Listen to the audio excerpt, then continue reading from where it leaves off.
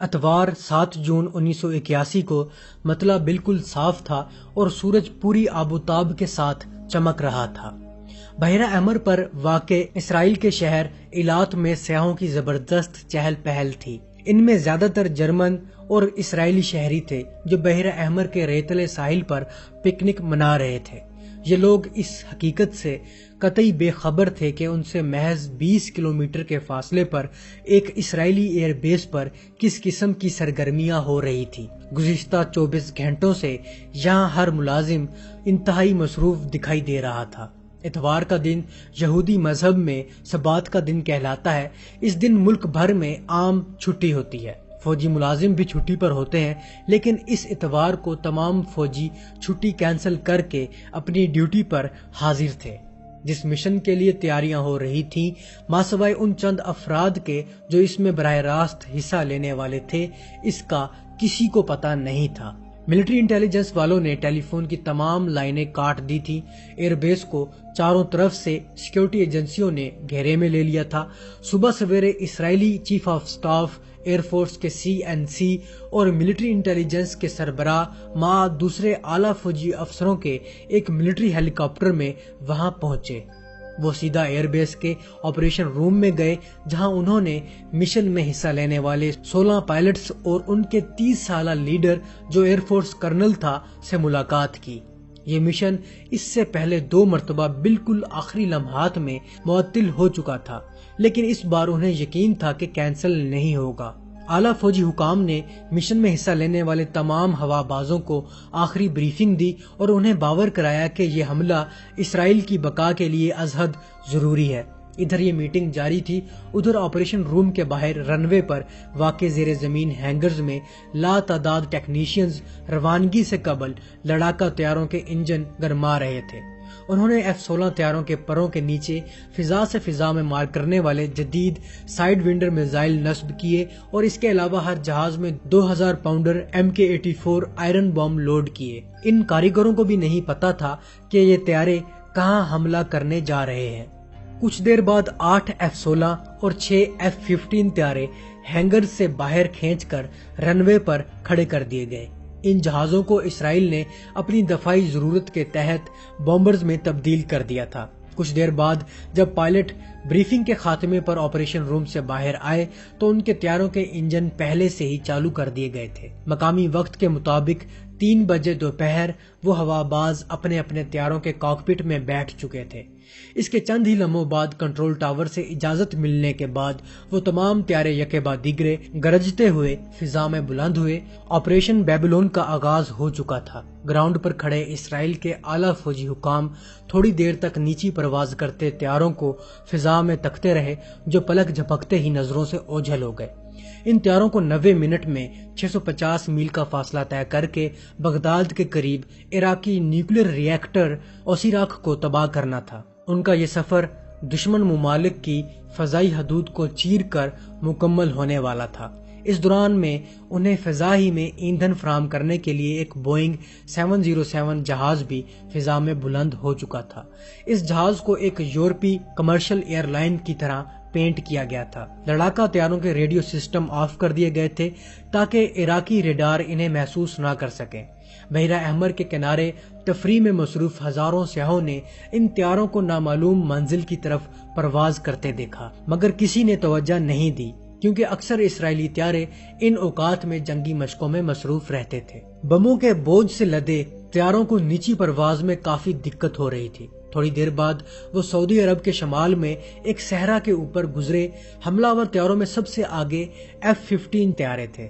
اچانک انہوں نے پرواز کی بلندی مزید کم کر دی۔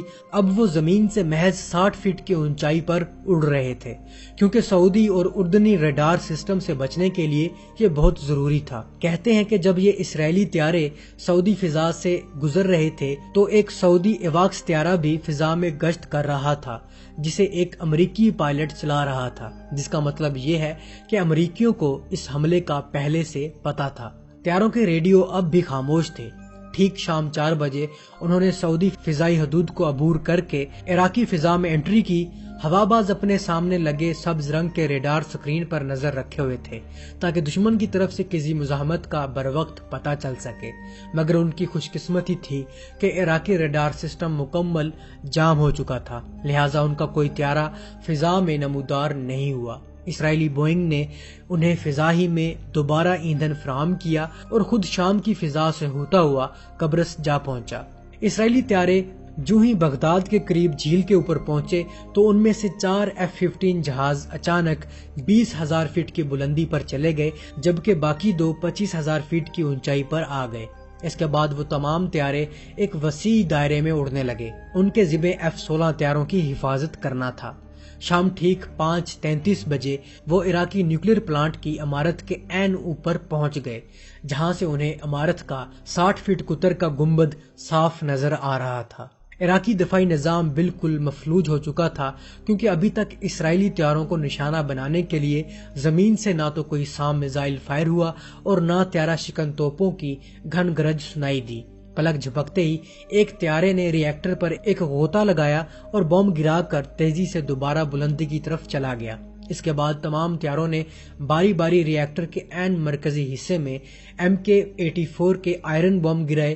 کنکریٹ کی مضبوط عمارت چند ہی لمحوں میں مہیب شعلوں اور دھوئیں کی لپیٹ میں آ چکی تھی۔ اس کی تھوڑی ہی دیر بعد عراقی توپ خانہ نیند سے ہڑبڑا کر جاگا۔ انہوں نے طیاروں پر فائر کھول دیا، لیکن ان جیٹ جہازوں کی رفتار اس قدر تیز اور پرواز ٹیڑھی میڑھی تھی کہ انہیں نشانہ بنانا ناممکن تھا۔ اس کے علاوہ وہ نہایت ہی نیچی پرواز بھی کر رہے تھے۔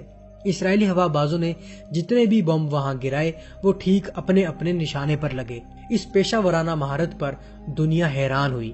دوستو، اس حملے سے بہت عرصے پہلے ان پائلٹس نے اسرائیل کے ایک شہری علاقے میں ری ایکٹر کے ایک ماڈل پر بمباری کی زبردست مشق بھی کی تھی۔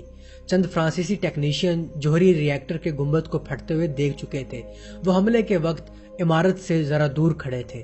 ری ایکٹر کی تمام مشینری بالکل تباہ ہو چکی تھی۔ آخری بمبار طیارے کے جانے کے بعد اچانک ایک F-15 نے پروجیکٹ ایریا کے اوپر ایک غوطہ لگایا، لیکن اس بار وہ بم گرانے نہیں بلکہ جائے وقوع کی منظر کشی کرنے آیا تھا۔ ارد گرد کا تمام علاقہ آگ اور دھوئیں سے بھرا ہوا تھا، مگر طیارے میں نصب اسپیشل انفرا ریڈ آلات کی مدد سے تباہ شدہ ری ایکٹر کی بالکل صاف ویڈیو فلم چند ہی سیکنڈز میں بن گئی۔ تمام طیارے انتہائی تیز رفتار اختیار کرتے ہوئے واپس آ چکے تھے۔ اپنا بوجھ گرانے کے بعد وہ اب خاصے ہلکے ہو چکے تھے۔ وہ اب انتہائی بلندی میں اسرائیل کی طرف بھاگ رہے تھے، کیونکہ نیچی پرواز کے دوران طیاروں میں ایندھن کی کھپت بہت زیادہ ہو جاتی ہے، جبکہ ان کے پاس اس وقت بہت تھوڑا رہ چکا تھا۔ اگرچہ واپسی کے اس سفر میں ان اسرائیلی طیاروں کو اردنی، عراقی اور سعودی ریڈار محسوس کر چکے تھے، مگر ان کے ناقص ایئر ڈیفنس سسٹم میں اتنی صلاحیت نہیں تھی کہ انہیں مار گرا سکے۔ شام ٹھیک 7 بجے پہلا F-16 اسرائیل میں اپنے ایئر بیس پر اترا۔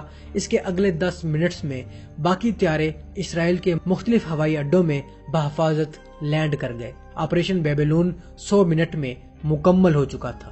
ادھر تل ابیب میں اسرائیلی وزیر اعظم بیگن اپنی رہائش گاہ پر اپنی پوری کابینہ کے ساتھ بڑی بے چینی کے ساتھ مشن کی تکمیل کا انتظار کر رہا تھا کہ اچانک ٹیلی فون کی گھنٹی بجی، جس سے وہاں موجود تمام اراکین حکومت کی دلوں کی دھڑکن تیز ہو گئی۔ Phone per Israeli chief of army staff نے وزیر اعظم کو رپورٹ دی، مشن مکمل ہو چکا ہے اور ہمارے تمام طیارے بحفاظت اپنے اڈوں پر پہنچ گئے ہیں۔ اس پر وزیر اعظم نے سکھ کا سانس لیا۔ اس نے فوراً اپنے وزیروں کو یہ خوشخبری سنائی۔ اس کے بعد وہاں موجود تمام افراد کو اسرائیلی برانڈی پلائی گئی۔ وزیر اعظم ہاؤس کے باہر اوپر فضا میں 2 F-15 طیارے مشن سے واپسی کے بعد لینڈنگ سے پہلے فتح کی خوشی میں کلابازیاں کھا رہے تھے۔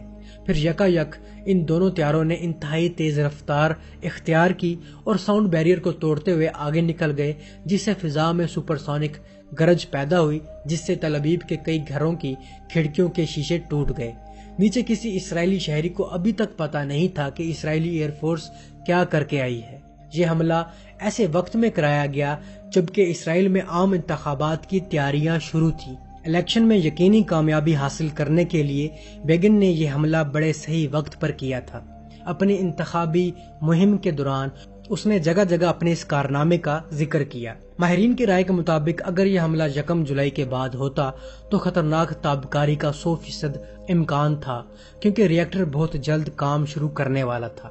ایران نے اس حملے کی سخت الفاظ میں مذمت کی، حالانکہ ایران ہی وہ پہلا ملک تھا جس نے 1980 میں سب سے پہلے عراق کے نیوکلیر ری ایکٹرز پر اٹیک کیا تھا، جس کی وجہ سے عراق کو اپنا نیوکلیر پروگرام روکنا پڑا، تو یہی ملک اب مزاحمت کر رہا تھا۔ دوستو، ستمبر 1975 میں صدام حسین عراق کے نائب صدر کی حیثیت میں فرانس کے دورے پر گئے۔ فرانسیسی صدر کے ساتھ طویل بات چیت کے بعد دونوں ممالک کے درمیان ایٹمی توانائی کے ایک منصوبے پر باہمی تعاون کے لیے معاہدہ ہوا۔ اس کے بعد عراق نے 1976 میں اٹلی کے ساتھ بھی اسی سلسلے میں ایک سودا طے کیا، جس کے تحت انہیں اٹلی نے ری ایکٹر میں استعمال ہونے والے مختلف آلات فراہم کرنے کا وعدہ کیا۔ اسی سال کے آخر میں فرانس کی مدد سے عراق نے اپنے نیوکلیر پروگرام کا باقاعدہ آغاز کیا۔ اس پروجیکٹ کا نام اوسیراک تھا۔ اس کے تحت 2 قسم کے ایٹمی ری ایکٹر تعمیر کیے گئے۔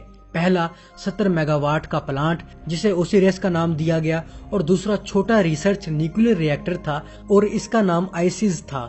یہ قدیم مصری دیوتاؤں کے نام تھے۔ اسرائیل کو جب عراقی نیوکلیر پروگرام کے بارے میں پتا چلا تو اس نے عالمی سطح پر واویلا شروع کر دیا کہ اس پروگرام سے ان کی سالمیت کو اور بقا کو سخت خطرہ لاحق ہو گیا ہے۔ امریکہ نے بھی فرانس پر سفارتی دباؤ ڈالنا شروع کیا کہ یہ معاہدہ منسوخ ہو جائے۔ جولائی 1980 میں صدام حسین، جو اب عراق کے باقاعدہ صدر بن چکے تھے، نے اسرائیلی چیخو پکار پر تبصرہ کرتے ہوئے کہا کہ یورپ کے یہودی حلقے تو ہمیشہ سے عربوں کا مذاق اڑاتے آئے ہیں کہ عرب ایک جاہل اور غیر مہذب قوم ہے جو صحرا میں صرف اونٹ کی سواری کے لیے ہی اچھی ہے۔ اب ذرا ان صہیونیوں کو دیکھو تو صحیح، کس طرح چیخ رہے ہیں کہ عراق ایٹم بم بنانے والا ہے۔ اسرائیل اور امریکہ کے سخت دباؤ کے باوجود عراقی پروگرام جاری رہا۔ معاہدے کے تحت قریباً 200 عراقی سائنسدان ایڈوانس نیوکلیر ٹیکنالوجی کی تربیت حاصل کرنے کے لیے فرانس بھیجے گئے۔ اس کے علاوہ 125 عراقی انجینئرز اور ٹیکنیشینز اس سلسلے میں اٹلی روانہ ہوئے۔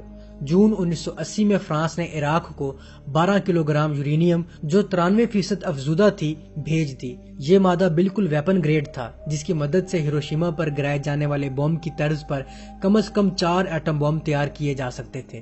1976 میں موساد نے عراقی نیوکلیر پروجیکٹ کی خفیہ نگرانی کے لیے باقاعدہ ایک ٹاسک فورس بنا لی تھی، جس نے فرانس اور عراق میں ان جگہوں تک رسائی حاصل کر لی تھی جہاں اس پروجیکٹ پر کام ہو رہا تھا۔ 4 اپریل 1979 کو 3 نامعلوم افراد سیاحوں کے بھیس میں بحیرہ روم کے ساحل پر واقع فرانسیسی شہر تولون پہنچے۔ ان کے پاس یورپی پاسپورٹ تھے۔ اس کے بعد 6 اپریل کو ان کے 4 اور ساتھی بھی ان سے آ ملے۔ وہ شہر کے ایک عام درجے کے ہوٹل میں ٹھہرے۔ یہ سب افراد موساد کے خفیہ تخریب کار تھے۔ ان میں ایک شخص پیشے کے لحاظ سے نیوکلیر فزسٹ تھا۔ 6 اپریل کی رات وہ سب افراد 2 چھوٹے ٹرکوں میں سوار ہو کر شہر کے باہر ایک گودام کی طرف روانہ ہوئے۔ یہ گودام دراصل ایک فرانسیسی نیوکلیر فرم CNIM کی ملکیت تھا، جہاں عراق کے لیے حال ہی میں تیار ہوتے ری ایکٹر کے 2 مرکزی حصے پڑے ہوئے تھے۔ مذکورہ سامان اگلے 48 گھنٹوں میں عراق روانہ ہونے والا تھا۔ موساد کے آدمی جن ٹرکوں میں بیٹھ کر وہاں پہنچے تو ڈیوٹی پر کھڑے گارڈز نے دیکھا کہ دونوں ٹرکوں پر CNIM کے مخصوص نشانات لگے ہوئے تھے۔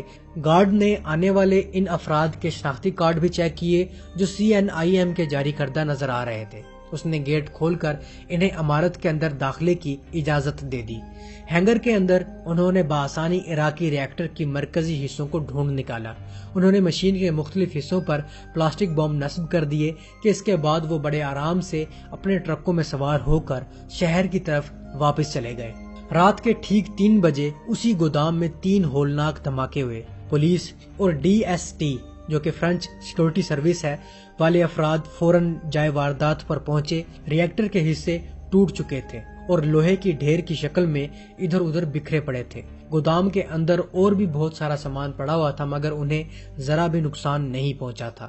اس حملے کے فوراً بعد کئی فرانسیسی اخبارات کے دفتروں میں گمنام ٹیلی فون کالیں موصول ہوئیں، جن میں دعویٰ کیا گیا کہ یہ دھماکے فرینچ ایکولا جیکل گروپ نے کیے ہیں۔ تاکہ مستقبل کی انسانی نسل کو خطرناک ایٹمی ہتھیاروں کی تابکاریوں سے بچایا جا سکے، لیکن اس گروپ کا اس سے پہلے کسی نے نام نہیں سنا تھا۔ فرینچ سیکورٹی سروس کے مطابق کوئی ایکولا جیکل گروپ اس قدر پیچیدہ اور پیشہ ورانہ تخریب کاری نہیں کر سکتا۔ اس دوران میں فرانسیسی میڈیا پر موساد کا نام سب سے زیادہ لیا جا رہا تھا۔ اس واقعے کے بعد فرانسیسی حکومت، جس پر پہلے ہی امریکہ اور اسرائیل کا شدید دباؤ تھا، نے عراق کو مشورہ دیا کہ وہ اب ایک دوسرے قسم کا ری ایکٹر قبول کر لے جو ویپن گریڈ یورینیم کی بجائے لوور گریڈ یورینیم سے چلتا ہو، لیکن صدام حسین نے اسے معاہدے کی خلاف ورزی قرار دیتے ہوئے صاف انکار کر دیا۔ تاہم کچھ عرصے بعد فرانس نے مطلوبہ ری ایکٹر بغداد کو فراہم کر دیا۔ اسے بغداد سے 14 میل دور دریا دجلہ کے کنارے نصب کیا گیا تھا۔ صدام حسین نے ایٹم بم بنانے کے بخار میں اپنے نیوکلیر ریسرچ پروگرام میں کروڑوں ڈالر جھونکنے شروع کیے۔ ڈاکٹر جعفر ضیاء اس پروگرام کا سربراہ مقرر ہوا۔ وہ ایک انتہائی ذہین نیوکلیر ایکسپرٹ تھا۔ پیرس کے اسرائیلی سفارت خانے میں متعین موساد کے اسٹیشن چیف کو تل ابیب سے آدھی رات کے قریب ایک خفیہ مراسلہ موصول ہوا۔ CNIM میں زیر تربیت تمام عراقی ایٹمی سائنسدانوں کی لسٹ فوراً فراہم کرو۔ جیسا کہ ہر ملک میں کچھ یہودی رضاکار ہر لمحہ موساد کی مدد کے لیے دستیاب ہوتے ہیں، جنہیں خفیہ زبان میں سایانم کہا جاتا ہے، بالکل اسی طرح CNIM میں بھی ایک یہودی رضاکار کافی عرصے سے موساد کو سیکرٹ معلومات فراہم کر رہا تھا۔ اس شخص کا کوڈ نیم مارسل تھا۔ موساد کے اسٹیشن چیف نے اسے عراقی ٹیم سے متعلق فائل لانے کو کہا۔ مارسل کے لیے یہ کام انتہائی خطرناک ثابت ہو سکتا تھا، کیونکہ فرم کے ہر ملازم کی خفیہ نگرانی ہوتی تھی۔ اتفاق سے اسی ہفتے مارسل اپنی فرم کی ایک میٹنگ کے لیے پیرس آ رہا تھا، جس میں اس نے اپنے افسران بالا کو مختلف فائلوں کے علاوہ عراقیوں کی مذکورہ لسٹ بھی پیش کرنی تھی۔ مقررہ دن مارسل تمام فائلوں کو کار میں رکھ کر صبح سویرے ایک ریستوران پہنچا، جہاں موساد کا ایک اہلکار پہلے ہی سے اس کا منتظر تھا۔ مارسل نے کار کی ڈگی سے وہ فائل نکال کر اس کے حوالے کی۔ وہ شخص فائل لے کر سیدھا اسرائیلی سفارت خانے چلا گیا، جبکہ مارسل اسی جگہ کھانے پینے میں مشغول رہا۔ سفارت خانے میں اس فائل سے فوراً ایک نقل تیار کی گئی۔ تھوڑی دیر بعد اس شخص نے واپس آ کر اصل فائل مارسل کو واپس کر دی۔ اسی شام یہ لسٹ تل ابیب بھیج دی گئی، جہاں موساد کے ماہرین نے اس کا 2 دن مطالعہ کیا۔ اس کے بعد انہوں نے پیرس میں اپنے اسٹیشن چیف کو خفیہ ریڈیو پیغام بھیجا، find the easiest target and quickly. اسی طرح موساد نے عراقی ری ایکٹر پر حملہ کرنے سے کافی عرصہ پہلے اپنا تمام خفیہ جال بچھایا تھا تاکہ تمام معلومات حاصل کی جا سکے، جس کے بعد انہوں نے عراقی ری ایکٹر تباہ کر کے ایک نیا چیپٹر شروع ہونے سے پہلے ہی بند کر دیا۔